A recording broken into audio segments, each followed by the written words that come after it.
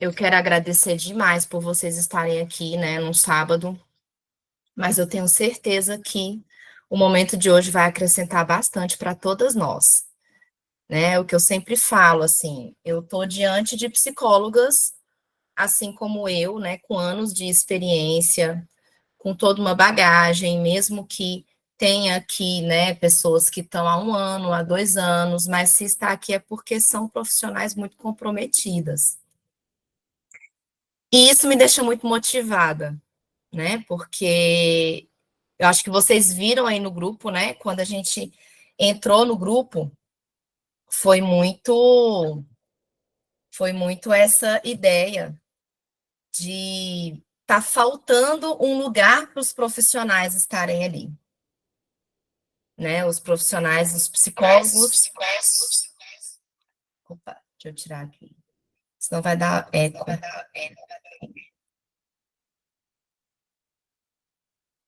Então, assim, faltando um espaço para os psicólogos adolescentes, né, que atendem adolescentes. Então, quando a gente abriu o grupo, foram muitas, muitas mensagens mesmo, né, de ferramentas, de trocas, e tudo com intenções muito genuínas, né, de querer mesmo ajudar o outro, de querer mesmo acrescentar no atendimento do outro. E isso faz toda a diferença. Então, eu vim aqui primeiro me apresentar para vocês, né? O meu nome é Raquel Tezelli, eu sou graduada aí pelo CEUB, que é a universidade aqui em Brasília, né? Para quem não é de Brasília, em 2008. Eu sempre fui muito.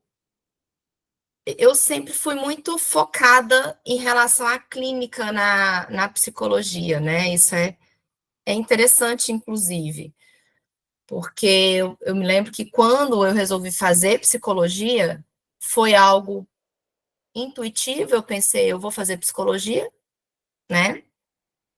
A minha mãe, ela era professora e ela tinha, né, na cabeça dela, assim, de que, de acordo, né, com o que ela viveu na época dela, de que a mulher, ela tinha que ser professora. Minha mãe é muito conservadora, de que a mulher, ela tinha que ser professora para que ela tenha, né, uma profissão digna. E aí eu virei para minha mãe e falei, não, eu não quero ser professora, não, né? Eu quero outra coisa. E aí eu fui pro curso de psicologia e acaba, né, que hoje eu estou aqui realizando uma aula para vocês, um modo professora diferente do que minha mãe viveu, mas talvez ela tenha aí tido uma visão que eu não tinha na época. Depois que eu me formei, eu entrei no INSPAC, né, e fiz a minha formação de especialista clínica em análise do comportamento. É uma instituição também que tem aqui em Brasília.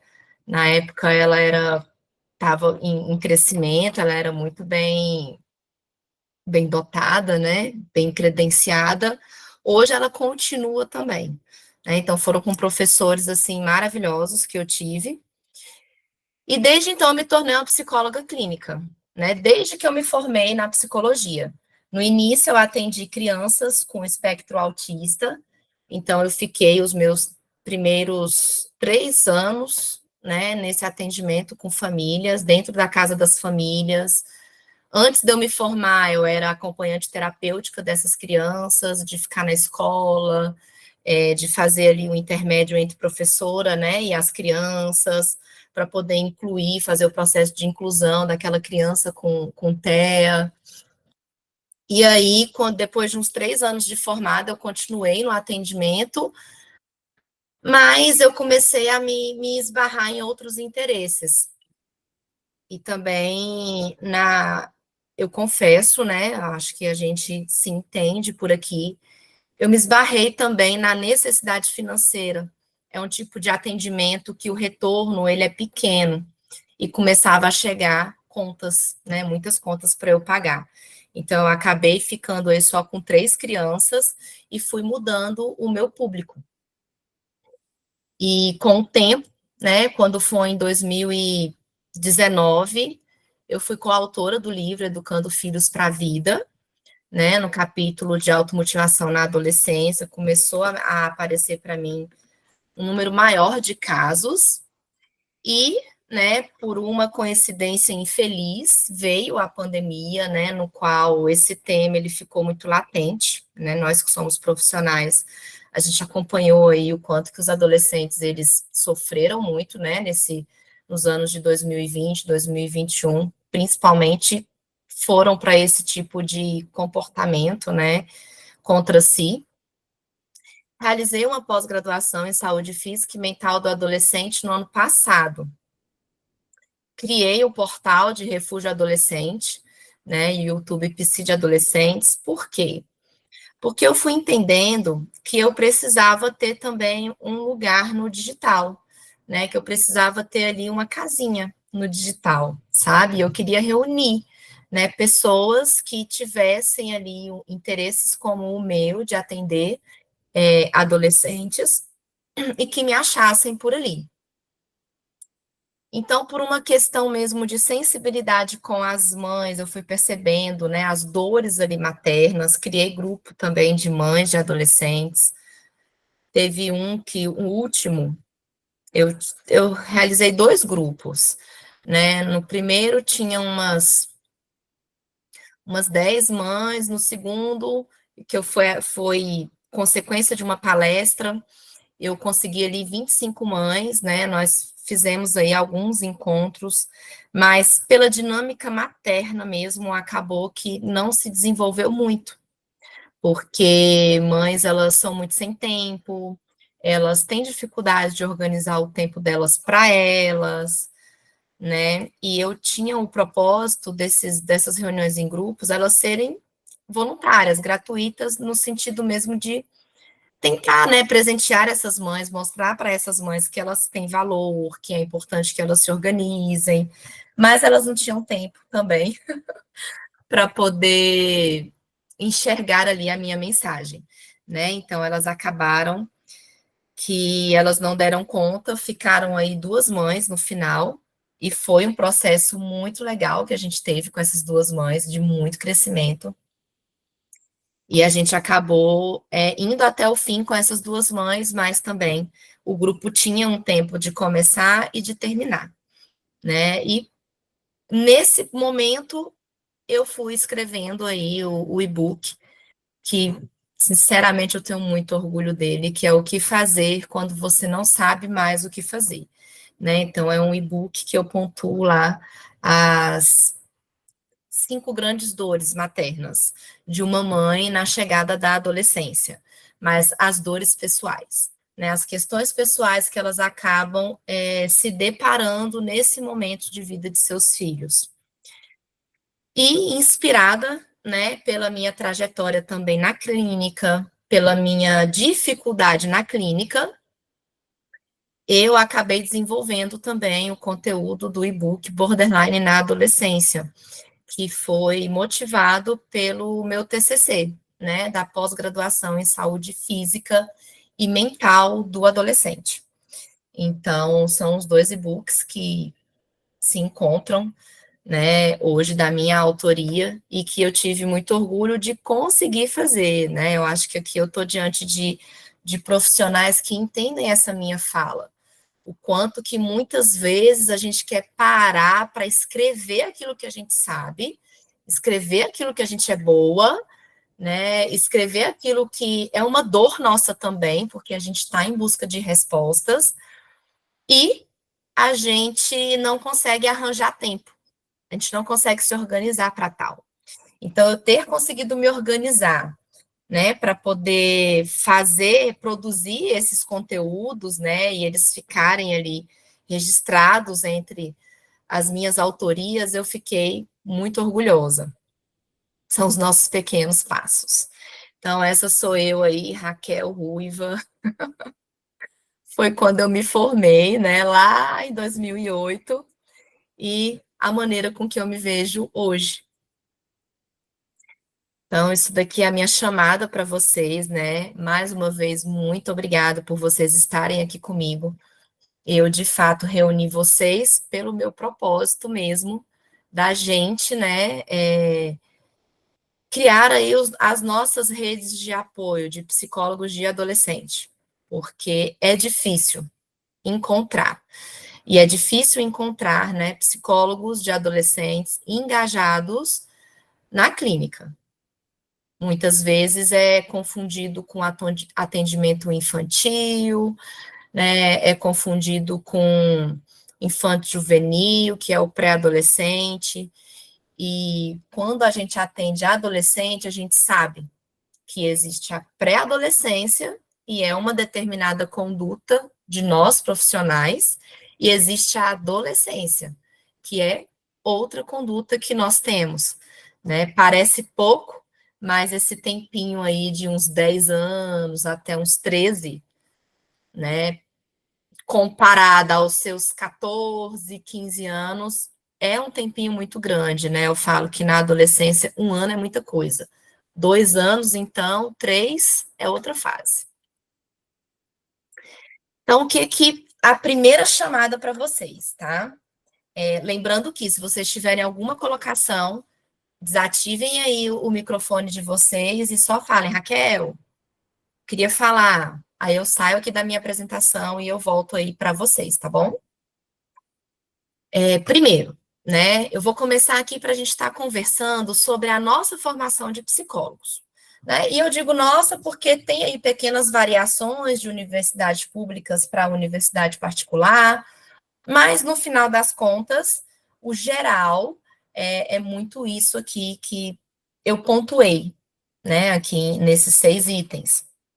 Então, primeiro, a nossa formação, ela foca bastante nas abordagens, né, os termos de linguagem das abordagens, o que, ao meu ver, eu não vejo incoerência, tá? Eu não tenho críticas em relação a isso, porque é um meio acadêmico, né? Então, acadêmico é teoria, acadêmico é bagagem teórica, né? São a bagagem ali de estudos que já foram feitos para que você se habilite, né, para atender seres humanos, atender as pessoas. Então, acho que faz parte ter as abordagens, as apresentações de abordagens para a gente. A sensibilidade quanto aos cuidados com o ser humano, né? A faculdade de psicologia, ela bate muito nessa tecla, e é necessário mesmo. Ter ética profissional, né? E aí a gente vê todo o nosso código de ética, eu não trouxe para cá porque eu não acho que cabe, né? Eu vejo que todos nós aqui, quando temos algumas questões, a gente vai lá, a gente pesquisa no código de ética, e tenho certeza aqui que todas nós procuramos sempre sermos ética. Desenvolver a habilidade da escuta, né? Na faculdade a gente vê muito sobre escutar o outro, sobre a importância do silêncio, a importância de ver o outro de uma outra forma. E o lugar do psi e o lugar do paciente ou cliente, tá? Então, tem pessoas que se sentem mais confortáveis em falar que quem a gente atende é paciente, e outras se sentem mais confortáveis em dizer que quem a gente atende é cliente. Eu, sinceramente, eu costumo muitas vezes falar mais paciente do que cliente. É uma questão de conforto, né? Assim como as pessoas que têm o costume de falar cliente, elas se sentem melhor falando cliente do que paciente. Não vou adentrar também em discussões aí filosóficas, né, em relação aos termos, porque acaba que é da particularidade de cada profissional. E a nossa formação psi, ela conta, né, com 4 princípios fundamentais do Código de Ética do Psicólogo. Então, eu coloquei aqui apenas os 4 principais, né, que é a beneficência, que é o fazer o bem, a não maleficência, que é você, o que você for fazer, você não prejudica o outro, a autonomia, respeitar a liberdade de escolha, e justiça, né? Você garante um tratamento imparcial, ou seja, você não está ali para ser um juiz, você não está ali para criar uma audiência no seu consultório, né? Você está ali para entender a dinâmica do que está acontecendo. Autonomia, respeitar a liberdade de escolha. Olha, gente, eu vou ser muito sincera, isso é uma dor minha que tem aumentado, sabe? E que aí vem também a motivação da gente estar montando esse grupo. eu tenho visto alguns profissionais sendo tão desrespeitosos com a escolha, né, de que as pessoas que estão ali na nossa frente fazem de suas vidas, com críticas, com opiniões pessoais, né? Eu tenho visto tantos psicólogos juízes, no sentido de realmente julgarem, né, determinados casos que lhes são apresentados, e eu tenho muita preocupação com isso. Tenho muita preocupação com isso mesmo, porque é algo que eu não vejo que as duas coisas ocupam um mesmo espaço, né? Você ser psicólogo clínico e você desrespeitar escolhas, ou você fazer, né, do atendimento clínico uma grande audiência. Eu acho que os dois não ocupam ali o mesmo lugar. Agora vamos lá, né? O que não nos contam. A gente vai lá, a gente se forma, a gente sai da psicologia muito empolgado, né?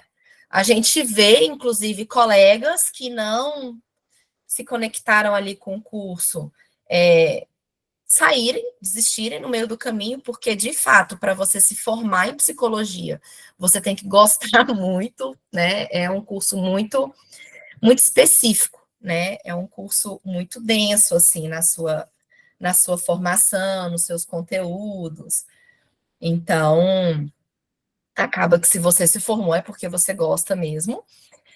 E aí a gente vai para a atuação, a gente vai para o mundo, né? A gente vai colocar em prática o que a gente se imagina, né, sendo profissional.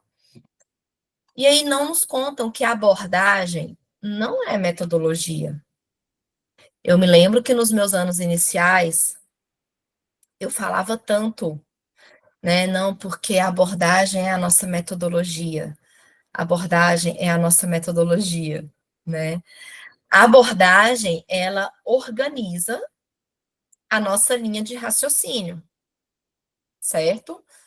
No entanto, ela não forma o nosso método, porque uma metodologia, ela é baseada na abordagem, ok, né? O que eu digo é uma linha de raciocínio.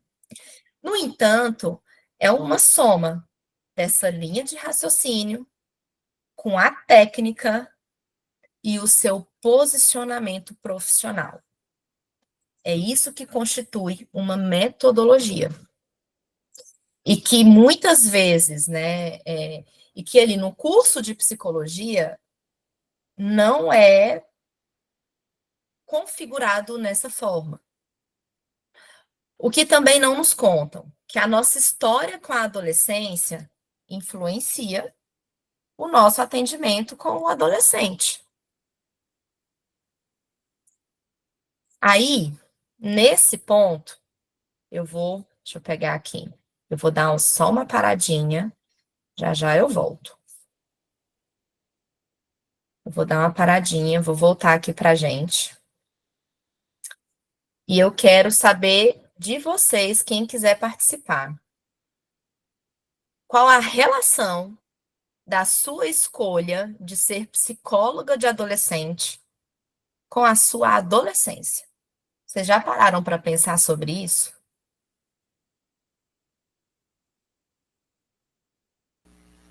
Eu vou Eu, iniciar. Pode falar, Salete.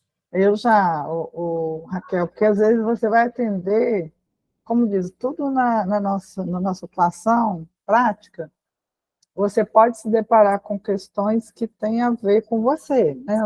As suas Uhum, dores podem entrelaçar com dos clientes, dos pacientes. Então, assim, às vezes você vê, sim, coisas da sua adolescência, e a minha preocupação maior, eu acredito que tenha a ver com a infância, que é ajudar as crianças a sentir e aprender sobre suas emoções, para conseguir dar conta disso no futuro, sempre, na vida uhum. toda. É a fase inicial que é ali que está a base de construir um adulto inteligente emocionalmente. Então, quando eu vou olhando isso, né, no dia a dia, eu acabo me pegando, né, conectando com isso, com a infância, com a adolescência. Então, isso pega, assim, muito.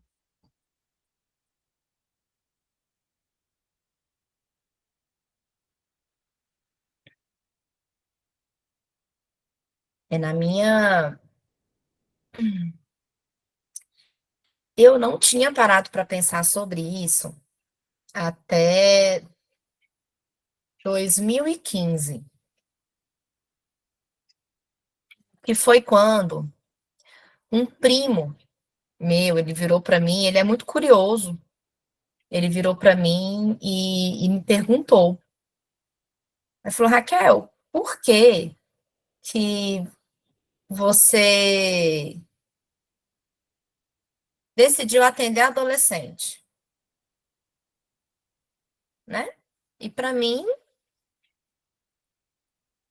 inicialmente foi no mesmo ritmo de eu ter escolhido psicologia. Foi algo que eu senti, algo ali intuitivo. Falei, vou fazer psicologia, né? E trabalhar com adolescentes foi a mesma coisa. Mas aí eu parei, fui parar e fui pensar. Né? Eu falei, faz sentido essa pergunta. Eu nunca parei para pensar em como explicar isso, né? Já já eu te dou aí a palavra, Luciana. E aí foi o momento, né, em que eu parei e fui dar uma recapitulada na minha história. E eu fui vendo o quanto que, sim, eu estava ali, né, colocando esse atendimento de adolescentes como uma oportunidade para que talvez jovens, né, aprendam a se expressar, aprendam a falar, tenham a sua própria voz, pela minha história, né, de ter sido uma adolescente que sempre teve uma sensação de não ter voz, porque eu não tinha mesmo, né, no ambiente que eu estava ali, né, então, assim, por uma questão ali de dinâmica familiar, né, não digo, meus pais me amaram da maneira com que eles conheciam diante da história deles. No entanto, esse amor, né, acabava tendo ali uma configuração que não tinha lugar, eu não tinha lugar mesmo de fala, eu não podia ter opiniões, eu não podia, né, falar sobre as coisas, eu sempre fui muito observadora, eu sempre fui aquela adolescente a gente, né, a gente estuda, que é o adolescente sintoma e o adolescente que faz a denúncia, né? Então eu sempre fui essa. Então acontecia, eram coisas do jeito que, né, tava ali, que não tava bom, eu falava, ou então eu morria de chorar, ou então eu tentava dizer de algum jeito, mas era uma maneira também inadequada, porque eu não tinha, né, um treinamento ali de habilidades que pudesse me favorecer ali de uma maneira assertiva, né, com as pessoas da minha casa. Então acaba que eu entendi isso.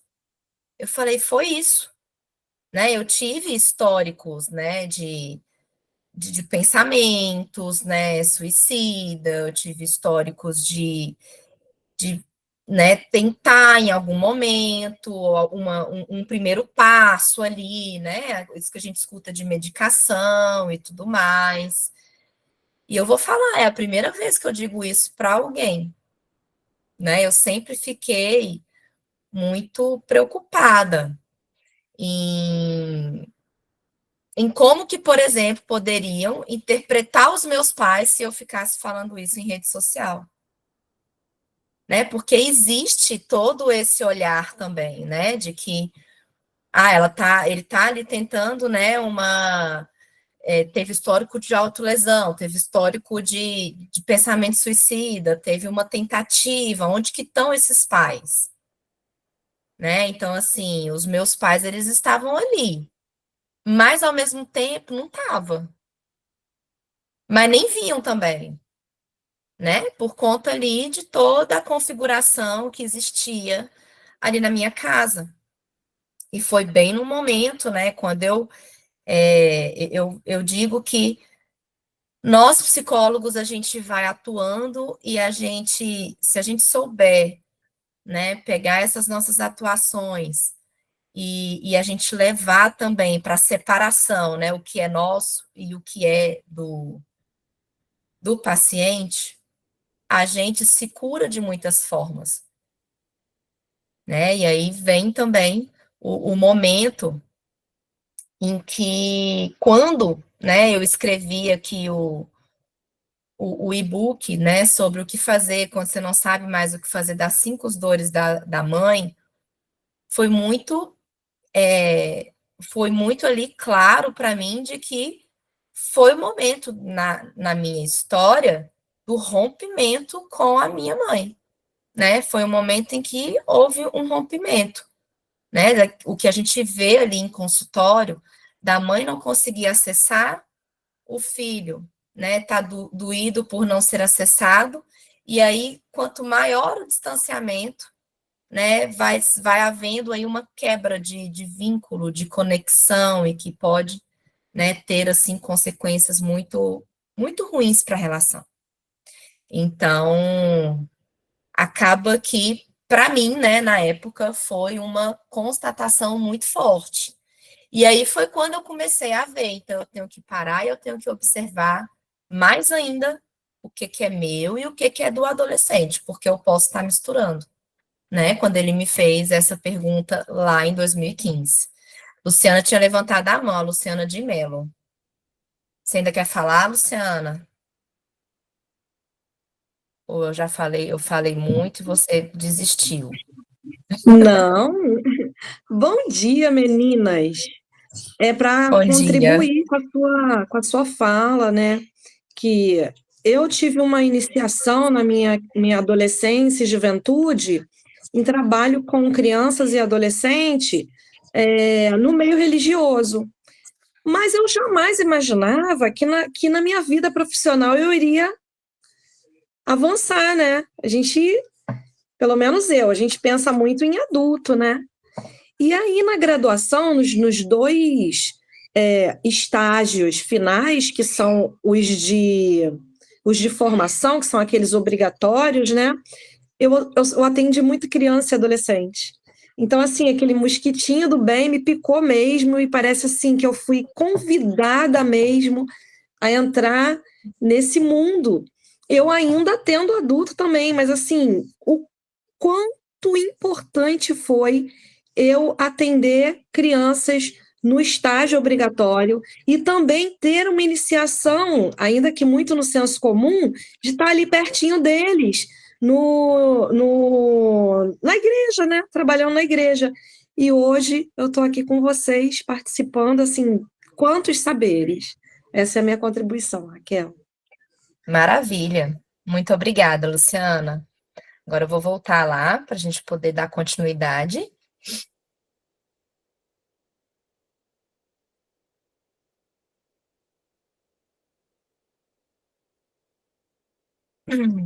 Bom, então, né, para a gente ter sempre essa reflexão, né, aonde que a nossa história com a adolescência se conecta com a nossa escolha de atender adolescentes.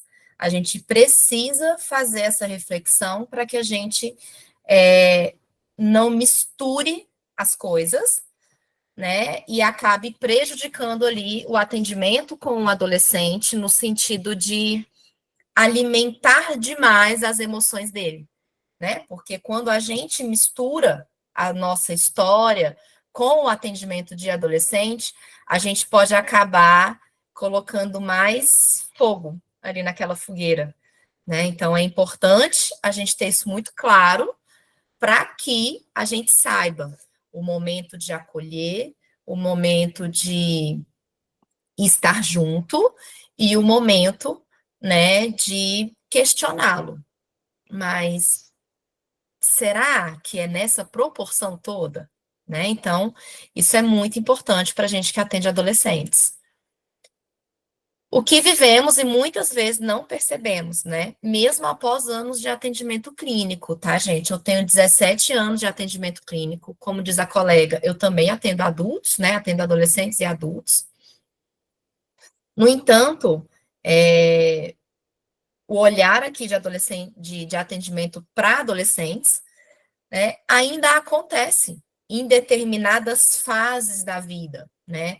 Nós, psicólogos, precisamos estar em constante autoobservação, porque dependendo, às vezes, de como está o nosso cansaço, de como está o ritmo da nossa vida, de como está a nossa rotina, né, de como que as outras áreas da vida também estão nos cobrando, a gente pode acabar, né, tendo uma ansiedade nos resultados, né? A gente pode acabar estando ali ansioso também para mostrar resultado, para ter muito resultado. E tudo bem, a gente gosta de resultados, porque resultado significa desenvolver o bem-estar, né, do jovem que nós estamos atendendo, para que ele tenha uma vida emocionalmente mais saudável. No entanto, muitas vezes a gente não percebe que a ansiedade, às vezes, está mais na gente do que quem realmente está sendo atendido. Na entrega de resultado para os pais, né? Então, existem perfis, né, de pais que cobram muitos resultados. E se o psicólogo, ele não se posiciona, ele acaba entrando nesse discurso desses pais de que há uma pressa para resultados. Costumam ser os pais que ou eles estão ali também em muito sofrimento, dependendo, né, de como que seja o caso, ou é porque eles estão em muito sofrimento e a gente precisa realmente psicoeducá-los, né, ou seja, levar a eles reflexões que os façam entender que a psicoterapia é tudo no seu tempo, e aí, e acalmando os ânimos, ou então é um outro perfil de pais, né, no qual eles terceirizam. Então, assim, tá indo, né, para terapia para poder consertar, né? Quem aí já não teve essa ideia de que os pais, né, ou um dos responsáveis estão pedindo ali para consertar, aquele menino que está dando muito problema, né? Então, se a gente não parar e ter muito firme, né, assim, o que a gente está fazendo, o nosso posicionamento, a gente entra, né, nessas angústias, nesses movimentos das outras famílias também. Então, assim, nós não percebemos também o quanto nos preocupamos com as intervenções a cada sessão, né? Nos primeiros meses, existe uma facilidade maior da nossa parte para que a gente possa ir aí realizando as sessões, né? Vamos dizer assim, o próprio psicólogo fica também com essa ideia de que é necessário o tempo todo estar mostrando novidades para o adolescente. Então, existe muita preocupação, né, nessas questões de intervenções a cada sessão. E isso é muito mais do psicólogo do que do adolescente, né? Eu já realizei muitas sessões, muitas, sem novidades de ferramentas, né, novidades de intervenções, e eu tenho certeza que muitas de vocês também. Mas o que eu quero dizer?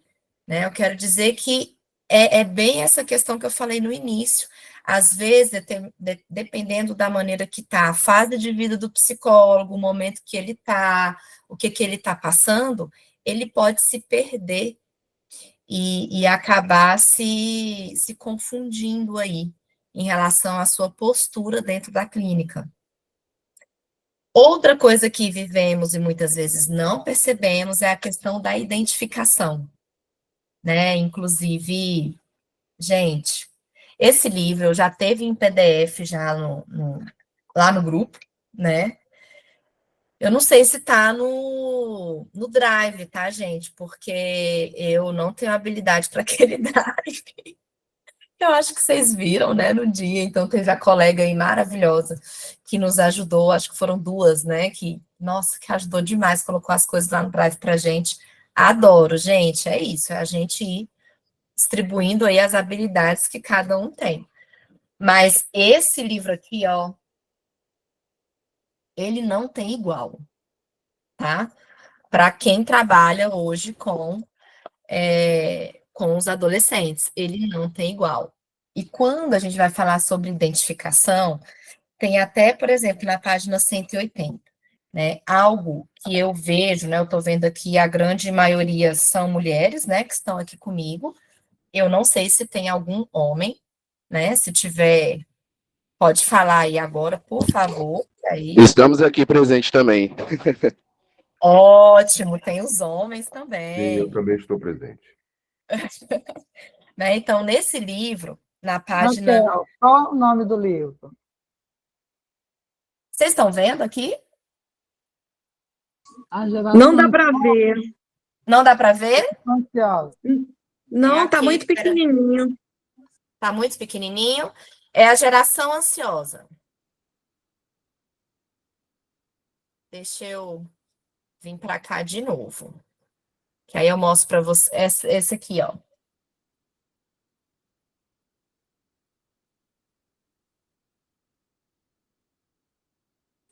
Eu vejo esse livro, eu vejo esse livro hoje como se fosse assim, sei lá, vai de acordo com as religiões.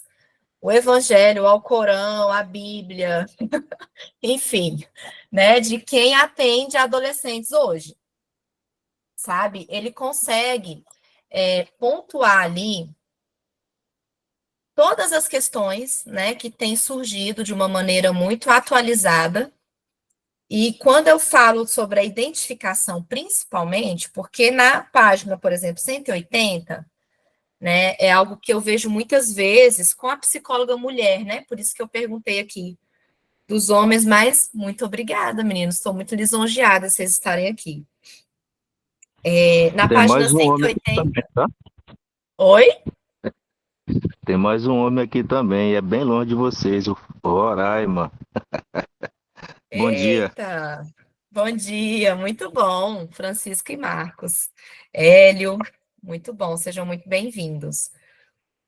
Quando a gente fala sobre identificação, né, coisas que a gente não percebe ali na clínica, mas que a gente acaba realizando, né, eu parei, já já eu volto ali para o slide. Na página 180, todas vocês aí que são psicólogas, né, mulheres, é importante. Por quê? Porque ele vai falar sobre as maiores vulnerabilidades das meninas na fase da adolescência. Então, ele fala, né, que as meninas são mais afetadas pela comparação social, visual e pelo perfeccionismo, né? E aí ele vai dizer em relação também às questões de redes sociais. Ele fala, né, sobre a agressão das meninas, né, ser algo mais relacional, ou seja, entre elas e os meninos. Ele vai falar também sobre as meninas dividem mais suas emoções e dificuldades, elas compartilham mais sobre isso. E nisso ele discorre sobre questões que, aonde que eu quero chegar? Questões que, muitas vezes, nós que somos psicólogas mulheres, nós podemos acabar fazendo transferência em relação ao que a adolescente menina está trazendo para a gente. Dependendo da nossa história, né? A gente pode acabar projetando ali, e ao invés de enxergar aquela adolescente que está ali na nossa frente, a gente acabar trazendo para nós, para as nossas dores, né? Porque ser adolescente e ser menina, de fato, tem algumas questões particulares, né? Principalmente o meio feminino. Ele tem umas questões que eles acabam, né, gerando um pouco mais de insegurança, na aparência física, né, na apresentação social. Não digo que dos meninos não tenha, tem também. No entanto, talvez é menos divulgado, é menos cobrado, né, é menos perfeccionismo, né? Então, acaba que meninos, eles são mais objetivos, eles falam um pouco menos sobre essas coisas. Não estou generalizando, claro que tem grupos e grupos, né? Mas eu acho interessante porque, nesse momento, o autor, na página 180, ele fala sobre isso. E ele fala sobre um monte de coisas, por isso que eu digo, esse livro ele tem que ser lido uma, duas, três vezes, porque ele é muito de acordo com tudo que a gente vê ali na clínica.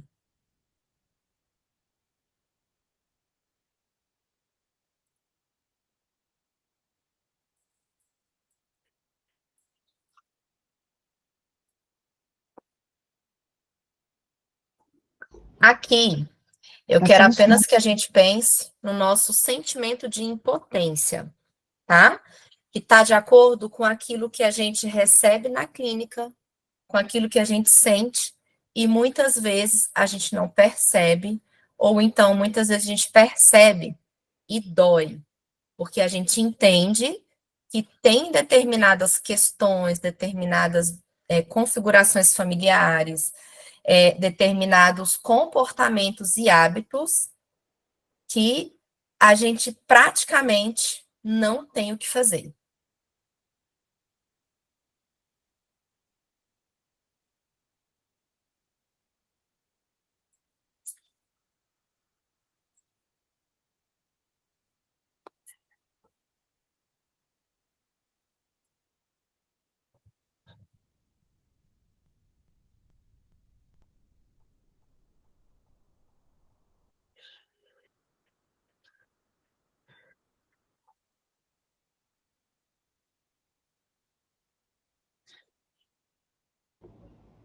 Raquel, tá sem som pra gente, viu?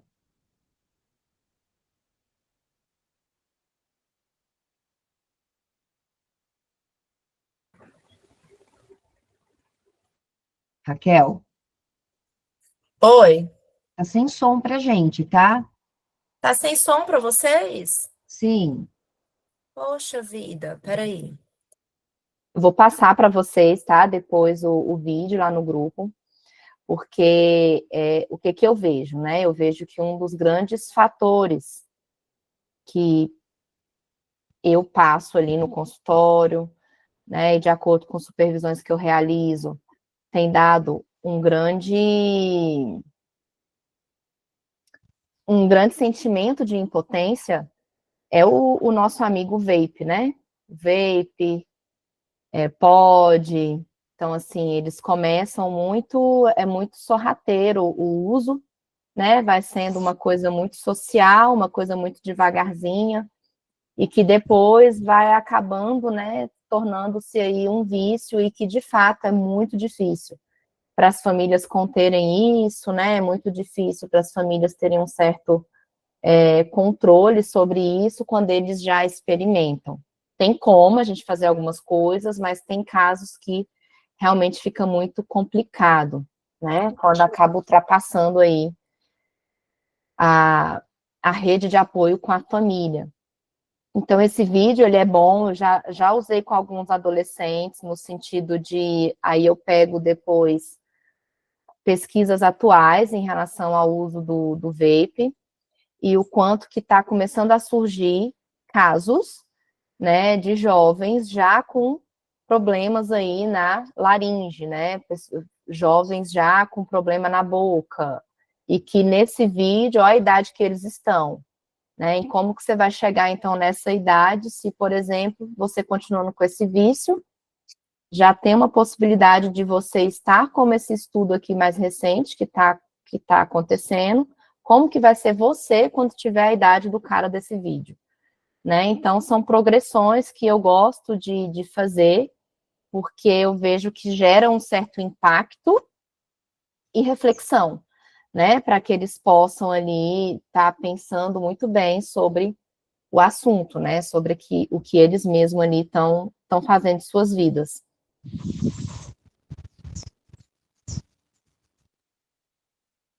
O que vivemos e muitas vezes não percebemos, tá? Mais alguns pontos, mesmo após anos de atendimento clínico. A vontade de expor opinião pessoal por motivos próprios, né? Então, somos pessoas, somos seres humanos, e nós temos, né? Nós temos ali em muitos momentos, e mais uma vez eu repito, vai também muito de acordo com a fase pessoal em que estamos passando. Então, a gente sente, né, em determinados momentos, uma vontade de dar uma opinião pessoal em relação àquilo que está acontecendo, em relação à forma, né, com que a família está se organizando, com que aquele adolescente ele está agindo. E aí a gente volta para as nossas questões éticas.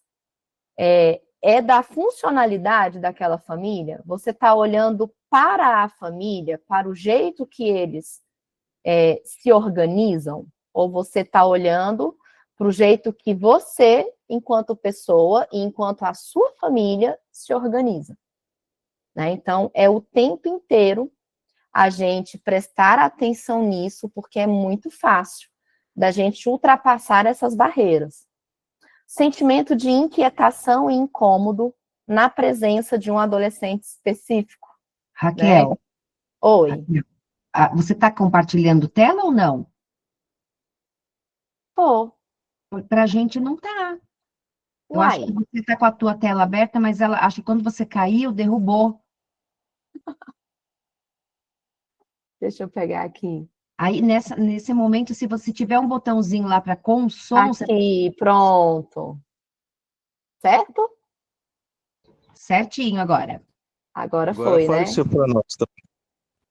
Ah, brigadão, gente. Meu déficit de atenção agradece pelas dicas.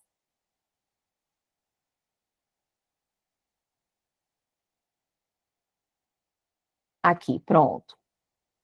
Agora vocês estão vendo, né? Isso, tá Perfeito. tranquilo agora. Tá. Então, olha só. Então, o sentimento de inquietação e incômodo na presença de um adolescente específico, né? Quem aqui já não teve, né, um serzinho de luz no consultório que nos gera determinadas inquietações e incômodos pela conduta dele mesmo, né? Muitas vezes, ou ele tem uma certa conduta muito de afronta, ou então de testar, né? Ou até mesmo por motivos pessoais, pode acontecer, né? Às vezes é um adolescente que te mostra ali alguma coisa sobre você e que para você ainda é uma dor, e aí ele te incomoda. Então, isso acontece, né? E é algo humano também, mas que é aquilo, né?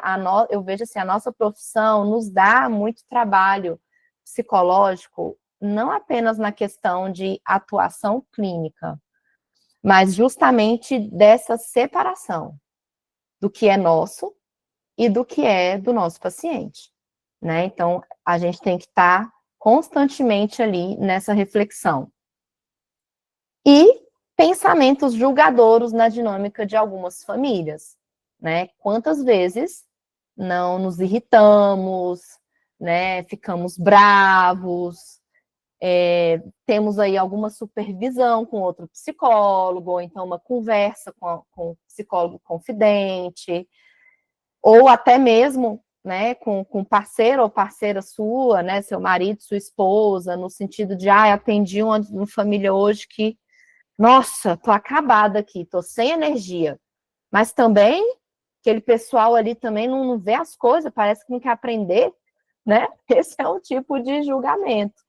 Você não está, né, dizendo ali os nomes, você não está falando e tal, mas, por exemplo, você só tem a esposa ou o marido do seu lado e você faz algum tipo de desabafo, né? Porque para você, às vezes, é uma família que de fato é muito difícil, mas ali na sessão você está exercendo o seu trabalho, que é entender aquela dinâmica, pensar naquela dinâmica e no bem do adolescente, e ao sair, né, desse lugar, você colocou para fora de alguma forma. Então, muitas vezes, né, a gente vive cada item e a gente não percebe. E isso não quer dizer anos de atendimento clínico. Somos pessoas. E aí, o que procuramos e muitas vezes negamos, olha só, aqui é algo que é muito comum, tá? Uma vez eu realizei uma palestra, né, era da área da educação. E eu coloquei alguns desses itens, né? Eu lembro que eu coloquei o ser validado, o que você procura enquanto profissional, e muitas vezes não acontece. Coloquei nesse sentido. E aí tinha o ser validado, reconhecido, elogiado, ser aceito, né? E eu me lembro que teve uma professora ali no público que ela ficou muito irritada. Eu acho que ela estava com algumas questões ali, né? Porque ela pegou e ela falou: não recebemos porque nós não precisamos receber. É algo que a gente tem que fazer porque a gente está ali para exercer o nosso papel. A gente não tem que receber nada disso. A gente tem que abaixar a cabeça e fazer do jeito que a gente acha que tem que ser feito mesmo. Não vejo que a fala dela está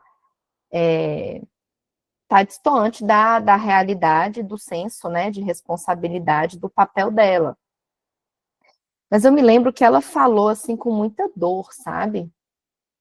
A dor mesmo de profissional, né, que a gente vê muito aí da área da educação, que não tem essa validação, não tem esse retorno, e que às vezes, né, vai gerando um sentimento muito amargo daquela atuação, né, e aí também as questões pessoais de cada um. Então, quando a gente fala aqui, né, eu vim trazer para vocês essa reflexão, porque somos psicólogos, e eu entendo que temos, né, um olhar além em relação à nossa própria autoavaliação, à nossa própria autoobservação. Porque, querendo ou não, a gente tem esse olhar, né, sobre autoanálise, observação, pensar nas coisas, o tempo inteiro. É algo que a gente até, muitas vezes, se desliga um pouco em determinados momentos, mas na maior parte do tempo, vem, né? É uma coisa muito normal, uma coisa muito comum. E o psicólogo, ele tem algumas dificuldades de assumir alguns sentimentos que ele busca, né? Alguns reconhecimentos que ele busca. Ele vê isso como algo que é talvez arrogante, soberba, que ele tem que estar o tempo inteiro ali, né, sendo uma pessoa muito somente dos bastidores mesmo, sem ser visto. E aí vem o nosso lado humano, em que muitas vezes a gente procura ser validado, ser reconhecido, ser elogiado, ser visto como especial na vida, seja do adolescente, da família, do adulto, ser um diferencial, ser notado, né, a questão da visibilidade, ser aceito, ser perfeito, sem erros, isso é muito do psicólogo clínico. Quantas vezes, quando existe alguns eventos entre psicólogos, né, tem uma vontade ali, né, de dizer tanto para um quanto para o outro, quanto que o seu trabalho ele é muito bom, né, o quanto que o seu trabalho ele é realizado de uma forma muito muito redondinha, né, em que não existe nós soltos, ser incluído. E isso incomoda falar sobre, né, porque, ok, mas eu não procuro isso, eu não procuro tudo isso, né? Às vezes tá, né? Ser reconhecido é bom, sim, né? Todas as palavras que eu estou dizendo aqui não quer dizer que sejam todas, mas pelo menos metade, ou todas, ou uma ou outra, né? Nós, enquanto psicólogos clínicos, temos esse sentimento que é do ser humano, né? Somos profissionais, e isso é importante o psicólogo ele internalizar, ele é um profissional. Todo profissional, ele quer ser reconhecido em sua profissão, seja lá pelas pessoas que ele acha que é importante ser reconhecido, mas ele quer ser aceito, né? Ele quer ali ser um diferencial naquela sua atuação, naquela sua história, e o negar, muitas vezes, é mais, né, arrogante, talvez, né, ou soberbo do que você, né, afirmar e dizer, é verdade, é verdade. E eu acho que de todos esses daqui, né, o que mais pega na gente é o tal do ser perfeito sem erros. Por mais que nós saibamos, assim, lá no fundinho, que, cara, eu não sou perfeita, todo mundo tem erro, eu também tenho. No entanto, né, quando vai conversar com outros profissionais, existe uma postura que muitas vezes blinda, né, isso, e tá tudo certo. Eu coloquei apenas mesmo a nível para a gente poder parar e pensar, porque vem de toda, né, essa minha apresentação sobre a gente olhar para além da técnica. Aí vem os nossos sentimentos bons em atender adolescentes, né? Que eu vejo que é algo que também nos acaba alimentando a nossa atuação. Né? Atender adolescente, a gente aumenta a nossa vitalidade, o nosso bom humor, a gente tem nostalgia, né? A gente acaba tendo um rejuvenescimento alimentar, né? Às vezes eu tô falando rolê, eu falo, não, porque é um rolê, direto eu falo tal do rolê. E aí eu paro e penso, gente do céu, Raquel, 40 anos na cara, minha filha, saída, né? É ali sair, é isso e aquilo. Às vezes acontece, porque você fica ali atendendo, e você acaba pegando, né, algumas linguagens, alguns jargões, assim, então é muito engraçado.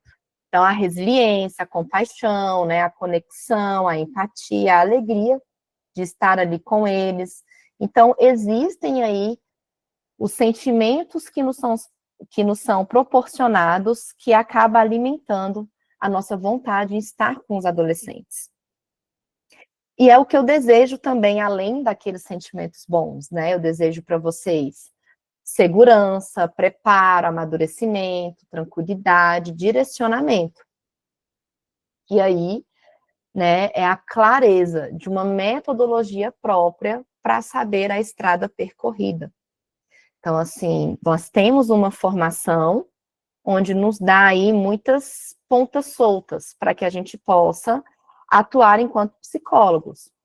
E depois que a gente se forma, a gente precisa amarrar algumas pontas para a gente dar conta de entender qual vai ser o nosso direcionamento. E essas pontas, gente, é metodologia, sabe? De um ano para cá, eu comecei a estruturar a minha metodologia, porque o que eu pensei, né? Eu sempre olhava, né, muitas vezes, assim, essas coisas de cursos, né, de redes sociais, eu vou ser muito sincera, ficar a minha metodologia própria. Ia me irritando. Eu falava, gente, todo mundo metodologia própria. E depois, aí eu peguei e falei assim, por que isso me incomoda tanto? Né? Se tá me incomodando, tem alguma coisa. E aí foi quando eu parei e eu pensei, né? Eu falei, poxa, realmente, se eu for parar, né, e for ensinar para alguém o meu jeito de atender, eu vou ter dificuldades. Eu vou pegar ali TCC, vou pegar comportamental, vou pegar sistêmica, vou pegar algumas reflexões que eu uso e vou falar que é isso aqui, é baseado nisso aqui, tá? Mas de que jeito? Né? Que eu amarro todas essas pontas e realizo os meus atendimentos. Então, foi quando eu parei e pensei, esse pessoal tem razão, agora eu entendi. Que ideia é essa de metodologia própria? E é o que eu, né, venho aqui hoje dar essa fagulha para vocês, porque isso fez uma diferença imensa nas minhas supervisões clínicas com os psicólogos, né, que eu supervisiono, fez uma diferença imensa, né, na parceria que eu tenho com a psicóloga que também atende adolescentes, e aí tem um treinamento ali comigo. Muito, muito, muito. Foi um divisor de águas. E eu vou deixar esse exercício para vocês, tá? Eu não vou colocar aqui para que a gente responda hoje, porque é um exercício. Vocês estão vendo aí, né? Tô falando sozinha, não.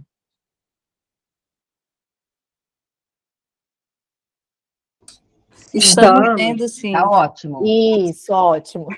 Então tá bom. Então, olha só. Eu vou pedir para vocês tirarem uma fotinha desse exercício. E esse exercício aí, a gente vai ter uma outra aula semana que vem, para que a gente possa, a partir desse exercício, é que a gente vai puxar a nossa próxima aula. Tá? Vai ser, acho que é na quarta, né, Ju? E quarta eu não posso. Meninas, deixam no grupo a fotinha, por favor. A gente coloca a fotinho lá no grupo e a gente coloca a data do próximo encontro também lá no grupo, tá bom? Tá ótimo. Né? Show. Então, deixa, essa daí vai ser o... Daí, a gente vai iniciar a nossa próxima aula, né, que a gente vai ter. Não quer dizer que a aula vai se resumir a isso, mas ele vai ser o nosso ponto inicial. Então, primeiro, né, quando o adolescente inicia um acompanhamento psicoterapêutico, aí você vai responder quais são os seus primeiros passos, e eu quero que vocês pensem em planejamento mesmo, em ações, né, o que vocês acabam parando e pensando. Né? Aí, no decorrer das sessões, o que você busca durante as sessões com os pais e com o adolescente? Né? Aí, muitos vão pegar e vão responder, depende da demanda. Mas é essa a grande questão de nós psicólogos, é você encontrar alguma resposta que você saia do depende, que você pense, independente da demanda, o que eu busco é isso, isso e isso. É encontrar tal e tal coisa. Quais os critérios para você selecionar alguma ferramenta terapêutica ao adolescente? Tá? Então, assim, como que você escolhe, né, o que você vai usar? Ou, às vezes, aí, algum pega e me responde. Tem dia que eu escolho e a sessão é de um outro jeito. Tranquilo, isso acontece com uma certa frequência. Tá tudo certo. Mas ali, para quando você pensa, né, em fazer alguma coisa, aí, ok, foi de outro jeito. Mas esse outro jeito também, como que você vai pensando lá na hora o que fazer? O que você identifica como intuitivo? Como poderia descrever em palavras? Né? Nós que somos psicólogos temos muito essa questão do intuitivo, que é a nossa expertise. Né? Então, acaba que a gente vai tendo muita prática clínica naquele tipo de atendimento e a gente vai identificando mais fácil algumas sutilezas, né? A gente vai percebendo melhor algumas linguagens ali não verbais, né? A gente vai entendendo ali alguns padrões ali do jeito de agir, de se comportar. Isso eu digo independente de abordagem, tá, gente? Independe mesmo, a gente está falando aqui das pessoas, ações, o que elas fazem, como elas se comportam. Então, o que você identifica aí que você pode descrever em palavras, tá bom? Eu vou deixar isso daí, vocês pegam, respondam, e quando a gente tiver a nossa próxima aula, a gente compartilha. Por quê? Tá? Porque eu quero introduzir para vocês aqui esse conceito, que uma metodologia, ela tem como objetivo te guiar em seus atendimentos, promovendo a facilidade em identificar qual ponto está falho, para que você veja que não tem conseguido avançar em um caso, em algum caso e momento específico em sua atuação. É você ter clareza para onde você está indo e como voltar caso seja necessário. Afinal, assim como na vida, quantas vezes, né, voltamos na nossa história para a gente entender algo que nos falta? Então, a metodologia, ela é isso, né? É a gente pensar em realmente a gente estar numa estrada. E aí tem os pontos do lado dessa estrada que a gente vai parar para poder ter acesso a determinados combustíveis e continuar à frente. E pode acontecer de lá na frente, tá precisando, né, ter acabado aquele combustível, precisa voltar para buscar mais um pouquinho para continuar a trajetória. Então, a metodologia ela vai nos direcionando para isso. Vou apresentar para vocês, né, em primeira mão aqui, depois de muito pensar, depois de muito conversar comigo mesma, né, conversar com os meus prontuários, sabe? Eu peguei meus prontuários, eu peguei as pessoas que eu atendo, e eu fui ver ali, né, como que muitas vezes eu me organizo enquanto metodologia, né? E eu achei, gente, eu fiquei tão orgulhosa, porque aí eu vi, gente, a minha metodologia, ela pode ser descrita em jovem, que é primeiro justificar, depois organizar, verificar, entender. Ai, cadê o... Deixa eu só tirar aqui o... Entender e movimento. Eu não estou entendendo essa luzinha aqui. E o movimento, né? Então, como que seria isso? É isso daqui, tá? A minha metodologia é, primeiro, investigar os tipos de aprendizagem de comportamento do adolescente. Por que que ele se comporta assim? E, né, vamos crescer a nossa cabeça para você pensar na sua metodologia no sentido de o meu modo de apresentar aqui para vocês é aí nas terminologias, né, do comportamental, cognitivo comportamental. Mas você, enquanto psicanalista, enquanto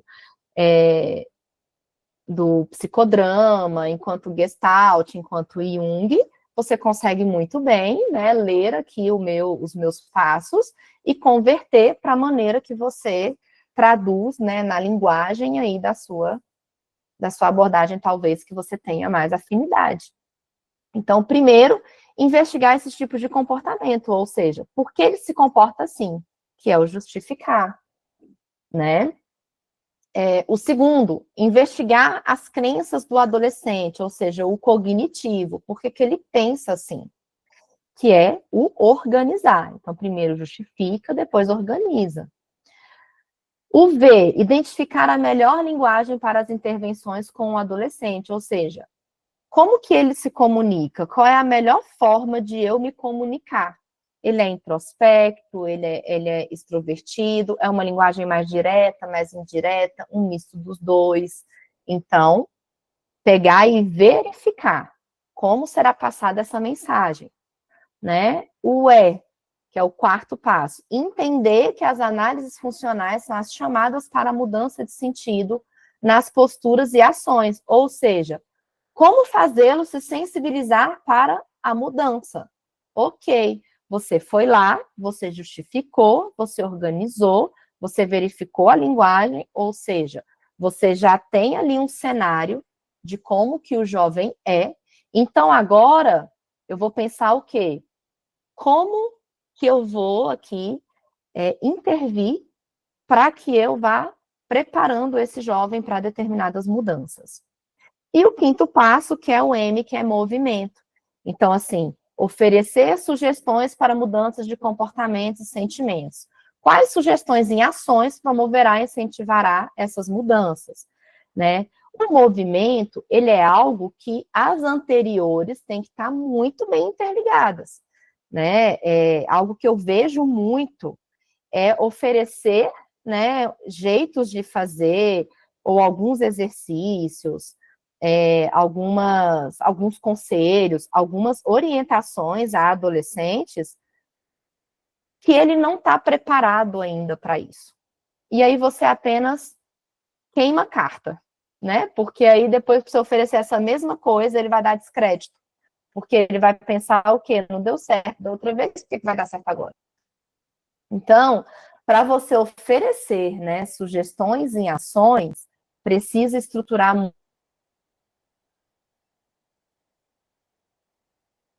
muito bem os 4 primeiros passos para que faça sentido para aquele adolescente ele tentar agir da maneira que você está sugerindo.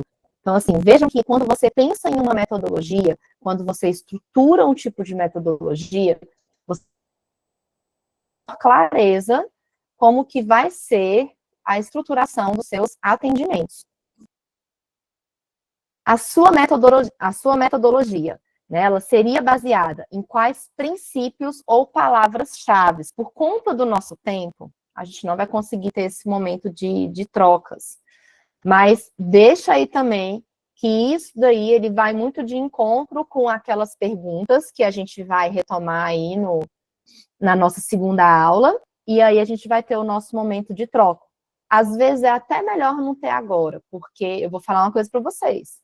Pensar naquelas perguntas ali são reflexões grandes, né? Não são coisas que a gente, né, talvez para alguns aqui agora que falou para pensar, assim como para mim, né? Foi há um ano e meio atrás que eu parei para pensar.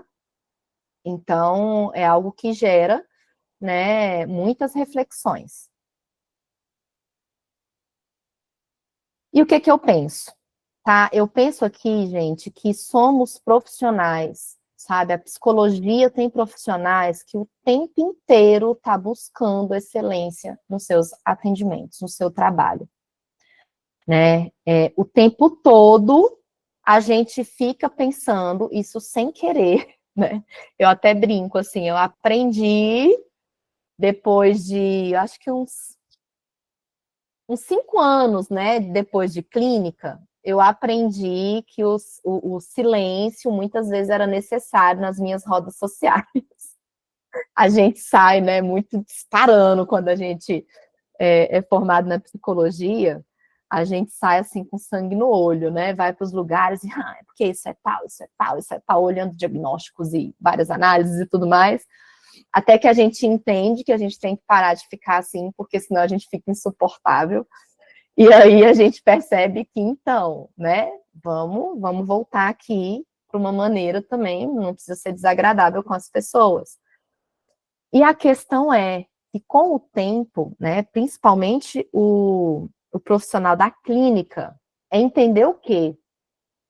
Que ele fica ali, dependendo, 6 a 12 horas por dia, só fazendo análises, só pensando em intervenções. Ele está o tempo inteiro assim, pensando coisas que as pessoas não vão pensar, querendo pensar além do que as pessoas estão enxergando, querendo ver, né, muito mais do que todas as pessoas veem. Então, o que é muito natural e comum? Aí você vai para uma festa, né? Você encontra ali uma roda de amigos, roda de familiares, e o que é muito comum? Alguém pega, joga um comentário, ou então faz, né, dá uma certa opinião e tudo mais, e na hora você olha assim, você está falando isso porque ano passado aconteceu isso com ele, por isso que ele está falando desse jeito, né? E aí você pensa aquilo dali, mas qual que é a grande questão? Né? É você, de fato, ficar em silêncio. Porque às vezes a gente não percebe, a gente pode fazer alguns comentários que a pessoa nem está pronta para ouvir. E a culpa não é dela de não estar pronta para ouvir, né? Somos nós que temos que ter o nosso filtro. Então, eu estou dizendo isso só para vocês entenderem o quanto que o psicólogo, ele é muito enraizado mesmo na psicologia. É muito difícil ele viver uma situação, né, com pessoas e em nenhum momento ele parar e fazer, mesmo que seja uma análise breve de alguma coisa, mesmo que seja bem pequenininha. Então, assim, é complexo separar o raciocínio da psicologia com o raciocínio comum. Então, usar isso para você pensar na psicologia como metodologia. né? Usa essa energia toda também para você se organizar enquanto um profissional. E aqui, tá? Deixa eu... Cadê o... Opa.